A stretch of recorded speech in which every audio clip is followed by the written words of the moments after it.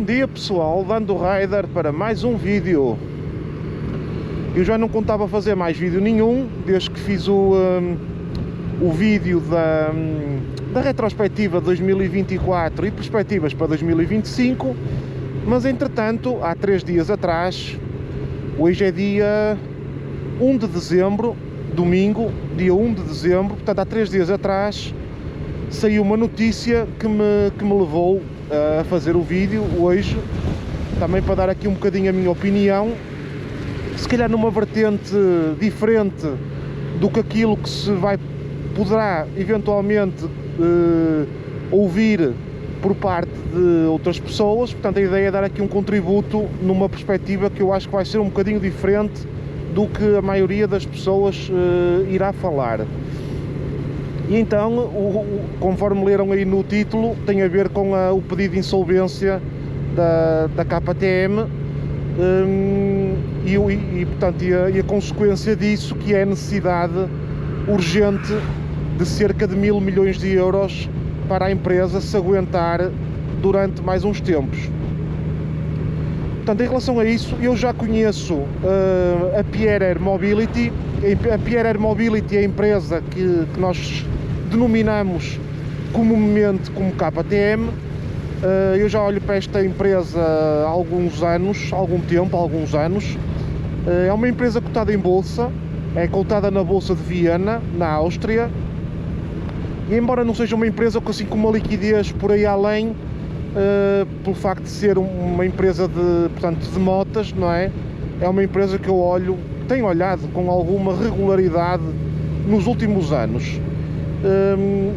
Eu já tinha falado no ano passado, quando fiz um vídeo sobre as vendas de motas, que a KTM havia ali qualquer coisa que não batia muito certo, e a verdade é que no último ano, portanto entre finais de 2023 e finais de 2024, essa tal coisa estranha que eu falei sobre a KTM, que não batia muito certo, acabou por se materializar, e o preço das ações caiu de 80 euros por ação para atualmente andar ali na casa dos 11 euros por ação. Portanto, teve uma queda na ordem dos 86%, mais ou menos.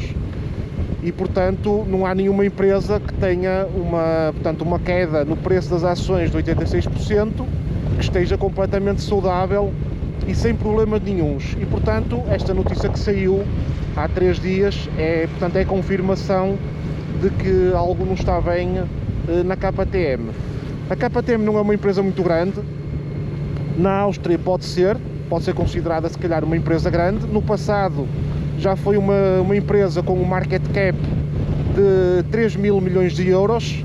Atualmente a empresa vale 1/10 disso, vale cerca de 375 milhões de euros, o que, se fizermos aqui um paralelismo, por exemplo, com as empresas as empresas cotadas em bolsa que compõem o índice português, o PSI 20, estamos a falar da empresa que menos vale no PSI 20, que é o grupo Ibersol, que vale 300 e qualquer coisa milhões de euros também. Portanto, por esse motivo, eu digo que não é uma empresa grande, é uma empresa que não tem expressão nenhuma. Qualquer empresa de média dimensão cotada em bolsa tem cash suficiente para chegar e comprar a KTM sem problema nenhum. Mas a questão que está por trás disto não tem a ver com o valor da empresa, ou chegar alguém e bater ali 400 milhões e comprar a empresa. O que está em causa, na minha opinião, é o facto da empresa valer 375 milhões e estar a precisar de um financiamento imediato de 1.000 milhões. Ou seja, está a pedir quase o triplo daquilo que a empresa vale. E a pergunta que nós fazemos é: como é que alguém pode meter dinheiro numa empresa que se encontra nestas condições?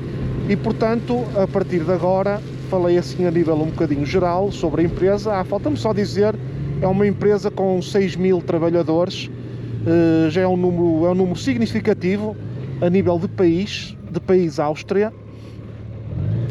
E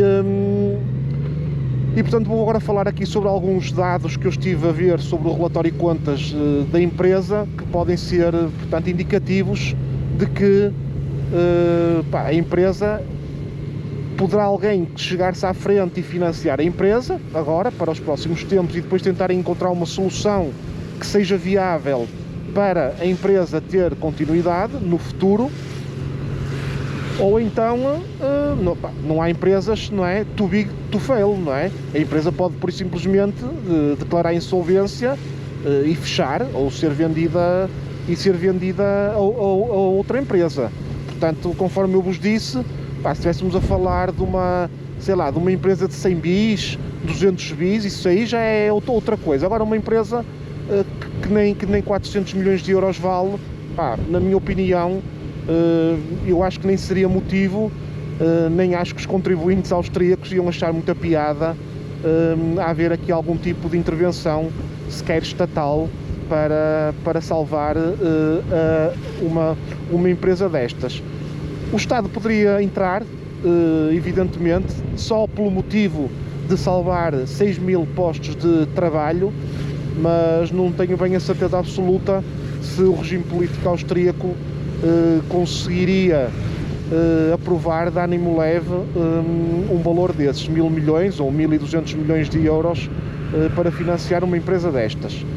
Contudo, eu queria só entrar aqui em pequeno detalhe sobre alguns indicadores que eu estive a ler sobre o relatório de contas da empresa, que na minha opinião são extremamente preocupantes e que não consigo também muito bem perceber como é que a empresa conseguiu chegar a este ponto sem que alguém tivesse parado um bocado para pensar nas loucuras e nos investimentos que a empresa tem feito nos últimos tempos. Mas afinal, o que é que levou a KTM a uma situação destas? Isto agora é a minha opinião. Na minha opinião, um dos fatores, aliás, há dois fatores que levaram a empresa a este estado.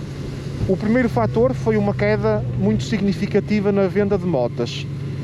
A KTM andou durante cerca de 10 anos sempre em crescendo a nível de vendas. Após o Covid começou a estabilizar e já no ano de 2023 começou a notar uma ligeira queda, e no ano de 2024 essa queda intensificou-se muito mais. E portanto, quando uma empresa depende das vendas para poder subsistir, como é lógico, não é? E cumprir com as suas obrigações, se as vendas começam a cair, é muito difícil. E embora a KTM tenha feito alguns despedimentos e tenha reduzido também o board da empresa no número de pessoas que o constituíam, um bocado também para reduzir os custos, tal não foi suficiente e a prova está de que acabou por pedir agora insolvência. Mas mais importante que isso, as vendas, porque isso acontece com qualquer marca, não é? É tudo uma questão de estratégia e conseguir aguentar durante os períodos em que as vendas estão mais em baixo. E no caso da KTM não estamos a falar de queda de vendas durante 5 anos consecutivos, não tem nada a ver com isso. Estamos a falar tipo 2 anos no máximo, 1 ano e meio, 2 anos, embora em 2024 tenha sido uma queda bastante acentuada, que impacta logicamente muito as contas da empresa. Além disso, a KTM também começou a diferir no tempo os pagamentos, principalmente aos fornecedores, começou a aumentar os prazos de pagamentos. Isso também impactou muito o balanço da empresa, e como vocês devem entender, o protelar os pagamentos para pegar no dinheiro das vendas e alocar com certeza recursos que na opinião da empresa seriam mais importantes, como os salários e outras coisas que dependem primordialmente para a empresa funcionar diariamente, a luz, a água, etc, não é? Acredito que tenha sido por causa disso. O segundo fator que levou também a KTM a ter este declínio, na minha opinião, atenção, tem a ver com o preço das motas. Eu acho que eu não consigo perceber como é que eles olham para o mercado, como nós olhamos, e vamos ao site das outras marcas e vemos o que é que existe de oferta, não é? E como é que a KTM lançou agora recentemente, acho que foi o último modelo que eles lançaram, foi a KTM a 990 Super Duke por 16.000 euros, não é? 16.000 euros, se meterem o Tech Pack, não é? Se calhar vai para 17.000 euros. quando têm uma Yamaha MT-09 por 11 mil, penso que anda lá na casa dos 11 mil, não é? Portanto, ou seja, a KTM tem ao preço da MT-09 a 790 e tem a 990 tipo ao preço da MT-10, só que a KTM tem a potência da MT-09, não tem a potência da MT-10, percebem o que é que eu quero dizer? Isso aconteceu com outros modelos também. Então vou só dar este exemplo para não me alargar muito. A Super Duke R também a 1390, 23 mil euros. Se pusermos um Tech Pack já vai para, se calhar para 24 ou quase 25 mil euros. Há outras motas no mercado, as Hyper Naked, pá, muito mais baratas, também podem não ter tanta potência, mas também quem é pessoa, que percentagem de pessoas é que compram uma KTM Super Duke R e tem capacidade para explorar devidamente toda aquela potência e todas aquelas capacidades que a moto tem? Uma ínfima percentagem de pessoas, não é? Pronto, e as pessoas também não são parvas, olham para os preços e dizem: para que é que vou comprar uma KTM 990 Super Duke se por menos 5 mil euros compro uma MT-09? É mesmo assim, o mercado é mesmo assim. E depois, claro, não se vêem as motas na rua, não é? E a marca acaba por não conseguir dar vazão à produção que tem. Pronto, é um bocadinho por aí. Esta é a minha opinião principal que levou a este declínio, em conjunto com erros financeiros a nível de ter protelado os pagamentos, criar bolas de neve. Se calhar se tivesse feito isto que está a fazer agora, de pedir 1000 milhões há 5 ou 6 meses atrás, se calhar só precisava de 200 milhões ou 300 milhões, não é? E se calhar conseguiam pelo menos tapar o buraco de uma forma muito melhor. Agora, quando nós olhamos para os indicadores económicos da empresa, a empresa fechou já o ano 2023 com um free cash flow negativo de 400 milhões, não é? Ou seja, o free cash flow é o cash que a empresa tem depois de deduzidas todas as despesas e todos os investimentos. Portanto, a empresa já tinha uma falta, a 31 de dezembro de 2023 já tinha uma falta de 400 milhões de euros. Pá, como é que é possível eles terem entrado em 2024, pá, como se nada fosse? Eu sei que acho que foi em março, despediram pessoas e tudo mais para tentar reduzir um bocadinho. Pá, mas 400 milhões a 31 de dezembro de 2023 até março de 2024 já ia para aí em 500 ou 600 milhões. Portanto, era uma bola de neve que não era com o despedimento de meia dúzia de pessoas e 4 pessoas do board que se ia resolver a situação. Pá, além disso, a margem operacional da empresa está negativa em 5 e tal %. Eu depois meto-vos aí os valores corretos. O retorno, o ROI, que é o Return on Investment, o retorno sobre o investimento, também está negativo, pá, em 6%. Ou seja, este retorno sobre o investimento é uma métrica muito boa e muito fiável para medir se os investimentos que a empresa está a fazer se estão a ter retorno, ou seja, se são investimentos que estão a dar mais valias à empresa. E tendo um valor negativo, penso que anda na casa dos 6%, pá, é claro que os investimentos que a empresa tem e que o está a pagar, não é? Não estão a trazer retorno positivo nenhum à empresa. Não se materializa em vendas, não se materializa em receita e não se materializa em coisa nenhuma. E portanto, não vou estar assim a alongar muito a nível de indicadores, também para não vos estar a amassar, mas a KTM, só para finalizar aqui, a KTM no ano passado teve vendas, estou a falar no grupo todo, incluindo a Husqvarna, todas as marcas, MV Agusta, GAS, o grupo todo, teve vendas na ordem dos 1200 milhões de euros, não é? E está a precisar de um financiamento de 1000 milhões, ou seja, tirando o que já deve, o que a empresa já deve aos bancos e aos fornecedores, que já anda na casa dos 2000 milhões de euros, se ela agora tiver uma injeção de capital de mais 1000 milhões, estamos a falar que só para pagar esta injeção de capital ela precisa de um ano de vendas, mas é um ano de vendas brutas, ou seja, sem pagar salários, sem pagar água, sem pagar luz, sem pagar impostos, sem pagar nada. As vendas que a empresa recebe diretamente de vender as motas sem pagar despesas nenhumas, sem pagar a fornecedores, sem nada. Agora imaginem Se a empresa já agora assim fechou 2023 com um cash flow, um free cash flow negativo de 400 milhões, se ela receber uma injeção de capital de 1000 milhões, como é que vai ser? Pá, é impossível, é completamente impossível, e estando a marca a lançar modelos com preços completamente fora do mercado, eu não vejo jeitos nos próximos 2 ou 3 anos da empresa se conseguir endireitar. E eu acho que estar a injetar capital numa empresa que está numa situação destas e com um tipo de mercado atualmente que tem, eu acho que é a mesma coisa que um toxicodependente estarmos a dar-lhe mais uma dose de droga só para ele parar de tremer, não é? Mas sabemos que a médio prazo, que é uma questão de tempo, que ele vai acabar por morrer. E o caso da KTM é bastante grave, olhando para os indicadores económicos que a empresa tem, é muito grave, e tendo em conta a dimensão pequena que a empresa tem, eu tenho sérias dúvidas se vai haver alguma entidade que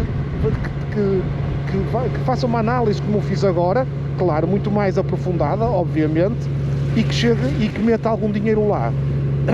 As únicas soluções que eu vejo aqui são as empresas que dependem da KTM a nível de peças ou de motores, como é o caso da CF Moto, por exemplo, a Bajaj, que é uma grande acionista da KTM também, para não perder o dinheiro que já lá meteu, fazer o esforço para meter lá mais algum, e portanto reunirem-se assim 2 ou 3 empresas que estejam dependentes ou da produção da KTM ou do capital que já lá meteu na KTM, para tentar dar uma volta àquilo.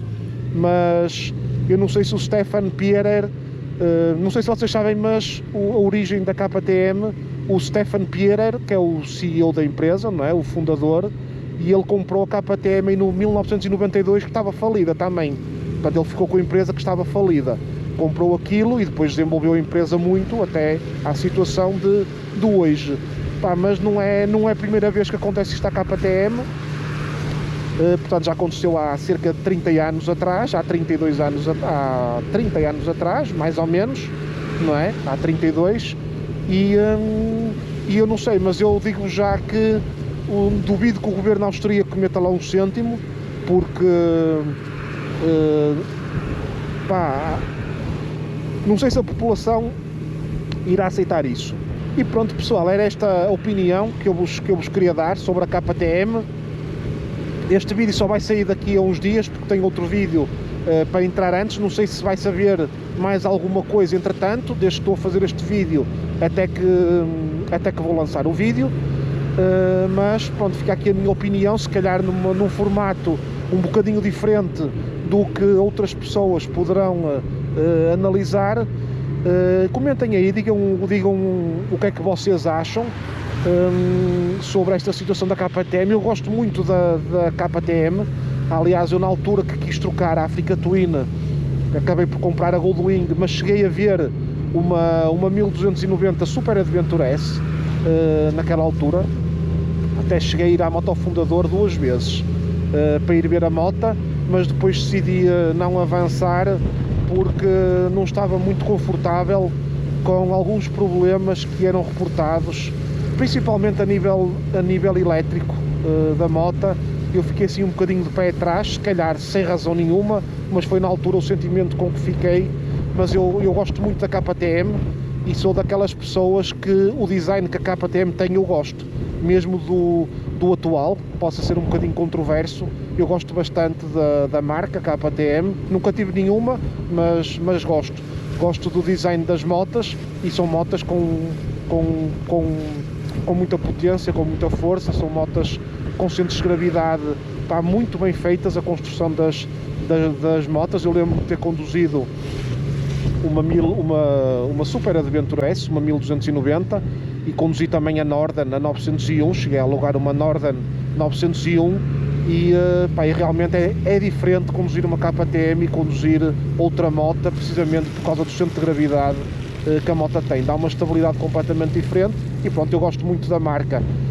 Gostava que a KTM continuasse, que arranjasse aqui uma forma de dar a volta à coisa, mas eu não tenho a certeza se vai ser possível, dado o eles terem deixado isto criar uma bola de neve demasiado grande. E entretanto já me perdi do que estava a dizer ali atrás. Comentem aí qual é a vossa opinião, se vocês acham que a KTM tem pernas para andar e tem pernas para dar a volta a esta infeliz situação porque está a passar, ou se vocês acham que, dada a situação atual e dada a gravidade e do montante de capital que eles precisam de forma urgente, se a empresa irá acabar, quando digo acabar não digo fechar portas, mas portanto, ser 100% comprada por outra empresa que chega ali e que dê a volta àquilo. Espero que tenham gostado do vídeo, um abraço e até à próxima.